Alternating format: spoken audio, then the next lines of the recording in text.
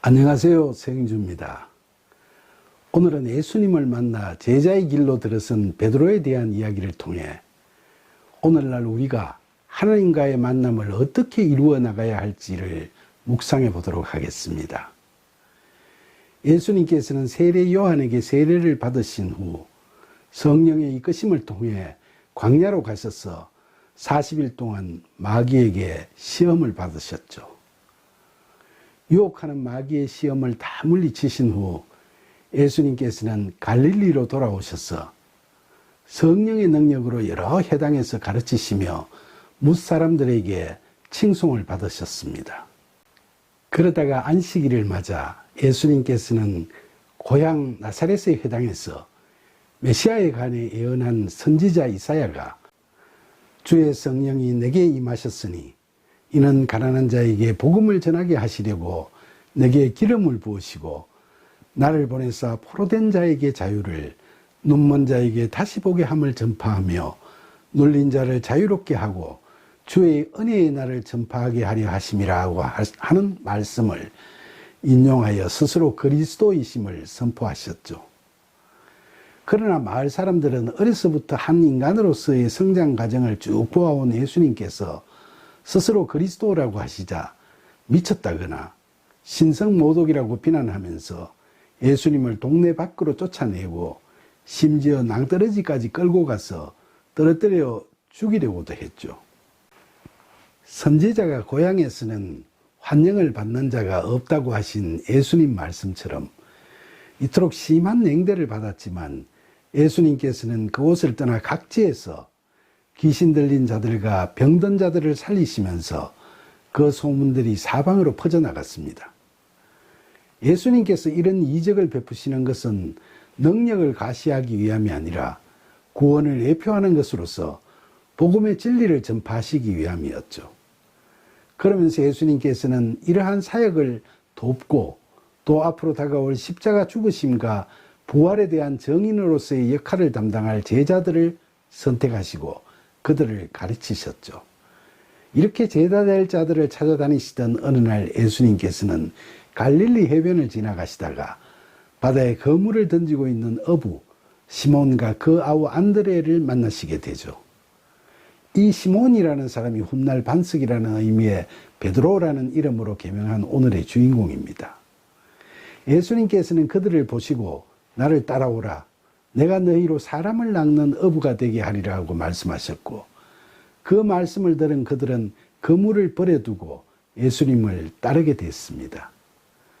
마태복음과 마가복음에서는 예수님과 베드로의 첫 만남을 이렇게 기록하고 있지만 누가복음에서는 좀 더 구체적으로 베드로가 예수님을 무작정 따라가게 되는 이유에 대해 기술하고 있습니다. 여기서 예수님과 베드로가 만난 장소는 게네사렛 호숫가였습니다. 그날 그곳에는 두 척의 배가 있었는데 예수님께서는 한 배에 올라가셔서 몰려온 무리들에게 복음을 전하시고 그 배의 주인인 시몬 즉 베드로에게 깊은 데로 가서 그물을 내려 고기를 잡으라고 분부하셨죠.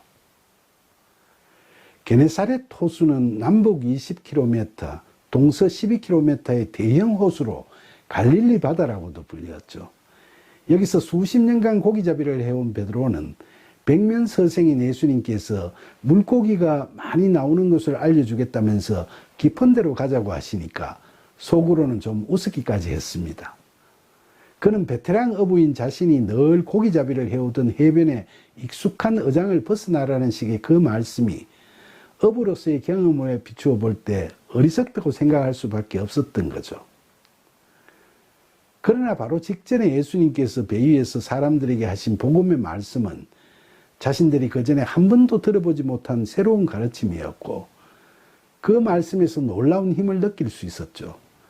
그래서 그는 선생님, 우리들이 고기가 많이 잡히는 어장에서 밤이 새도록 애썼는데도 잡은 게 없는데 우리가 알기에는 고기가 잘 잡히지도 않는 그런 곳으로 가자고 하시니까 조금 주저하게도 됩니다만 선생님 말씀에 의지하여 제가 그곳에 가서 그물을 내리겠습니다 라고 응답하게 됐죠. 그런데 사실 예수님께서 베드로에게 깊은 데로 가서 그물을 내려 고기를 잡으라는 말씀은 우리가 살아가는 데 있어서 익숙한 환경, 즉 세상적인 모든 것에서 떠나라는 의미가 담겨 있습니다.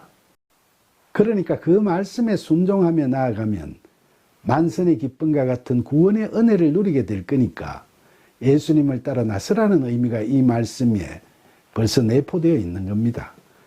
그러나 그들은 아직 그런 예수님의 심중을 헤아릴 수는 없었던 거죠. 어쨌든 베드로가 예수님께서 말씀하신 호수 깊은 곳에 가서 그물을 던지니까 놀랍게도 그물이 찢어질 정도로 고기가 많이 잡혔습니다. 잡힌 고기가 너무 많아서 자기 배에 가득 채우고도 남은 많은 고기를 옆에 있는 친구들 배에 또 가득 실었죠. 그러자 베드로는 감격한 나머지 예수님의 무릎 아래 엎드려서 주여 나를 떠나소서 나는 죄인이로소이다 라고 탄성을 질렀죠. 그런데 여기서 베드로가 만선의 기쁨을 누리게 되었으면 주님 감사합니다 해야 할 터인데 왜 예수님을 향해 자기를 떠나라고 하며 자기는 죄인이라고 마음 아픈 고백을 하게 되었을까요? 예수님과 베드로가 이날 이렇게 만났던 때에는 세례 요한이 죽임을 당한 후에 예수님께서 회개하라, 천국이 가까이 왔다고 하시면서 본격적인 사역을 시작하시던 때였죠. 그런데 요한복음 1장에 보면 그 전에 세례 요한이 예수님께 세례를 베풀고 난 그 이튿날 요한의 제자인 안드레가 예수님을 만나 함께 시간을 보내다가 자기 형인 시몬에게 가서 우리가 메시아, 즉 그리스도를 만났다고 하면서 그를 예수님께로 데리고 오죠. 예수님께서는 시몬을 보시고 장차 너희 이름이 게바라고 불릴 것이라고 말씀하셨습니다. 게바는 번역하면 베드로, 즉 반석이라는 뜻이죠. 그러니까 베드로는 누가복음에 나오는 만선의 기쁨을 느끼고 있는 이날 전에, 더 정확히 말하면 세례 요한이 살아있을 때 이미 예수님을 만난 적이 있는 거죠. 그래서 그날 예수님께 반석이라는 뜻의 베드로라는 이름까지 받았는데도 예수님을 따라 나설 생각은 전혀 하지 못하고 그날 이후로도 여전히 생업인 어부일로 하루하루를 살아가는데 열중하고 있었죠. 그러다가 이날 베테랑 어부인 자기들의 생각으로는 도저히 고기가 있을 거로 예상되지 못했던 바다 깊은 곳에서 예수님의 말씀에 따라 그물을 던지자 주체할 수 없을 정도로 많은 고기를 잡게 되면서 마음에 큰 변화가 일어나게 됐죠. 그래서 그는 먼저 예수님을 주님이라고 불렀죠.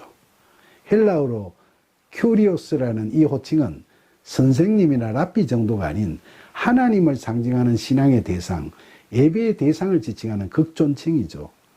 그러니까 베드로는 예수님의 이적을 실제로 보면서 깊은 곳에 그물을 던져라는 말씀의 참뜻을 다 이해하지는 못했지만 이분은 자기들이 기다리던 메시아일 수 있겠다는 나름대로의 확신이 생기게 됐던 거죠.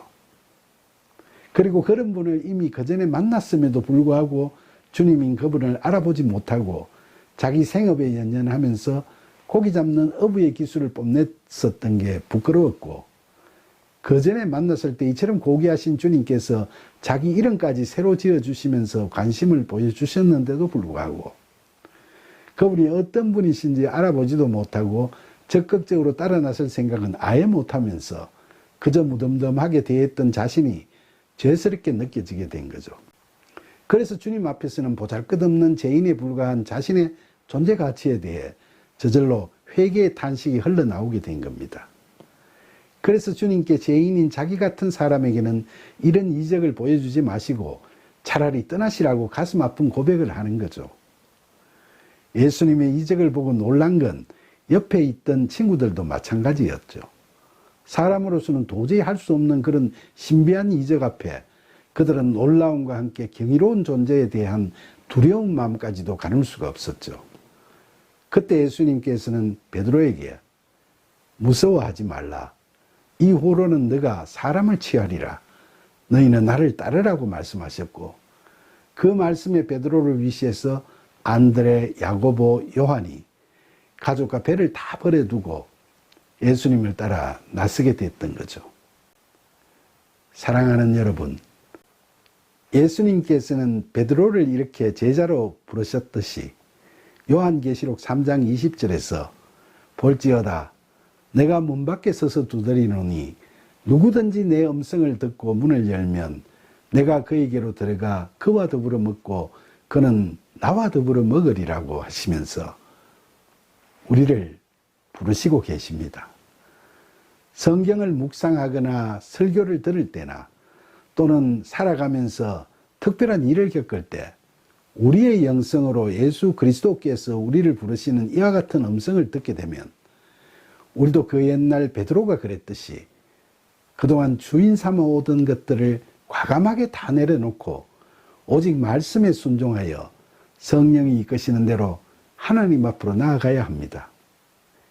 그것이 바로 우리가 새롭게 살 길임을 깨닫고 부디 마음에 의심치 마십시오. 우리 중에 아직도 하나님을 못 만났거나 또 믿는다고 하면서도 예수님 안에서 거하고 있음을 느끼지 못하는 분들이 계신다면 이제는 그런 우리에게 새 생명을 주시고 하나님 나라의 백성의 삶을 살아가게 하시려고 우리 마음의 문 밖에 서서 우리를 부르시는 주님의 음성에 늘 귀 기울이고 주저하지 않고 응답함으로써 가슴 고동치는 만남의 기쁨과 감격을 누리게 되기를 간절히 소망하면서 오늘도 잃어버린 한 마리 양 같은 우리를 찾아오셔서 손 내미시며 우리를 부르시는 살아계시는 예수님의 이름으로 기도드립니다. 아멘.